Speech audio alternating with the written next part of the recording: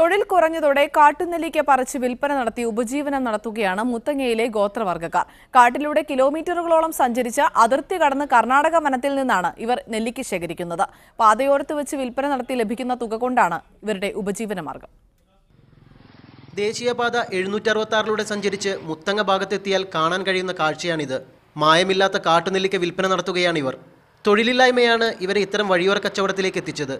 എല്ലാ വർഷവും സാധാരണഗതിയിൽ ഈ സമയങ്ങളിൽ കൊയ്ത്തുപണിയും മറ്റും ലഭിക്കുമായിരുന്നു. എന്നാൽ യന്ത്രങ്ങളുടെ കടന്നുവരവോടെ ഇത് നിലച്ചു.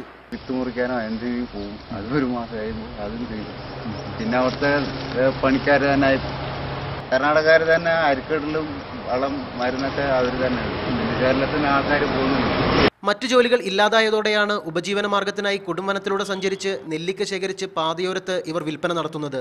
പലപ്പോഴും നെല്ലിക്ക ശേഖരിക്കാൻ പോയാൽ അന്ന് തന്നെ തിരികെ എത്താൻ സാധിക്കില്ല. കാട്ടിൽ തന്നെ താമസിച്ച് അടുത്ത ദിവസമാണ് ഇവർ തിരിച്ചെത്തുക.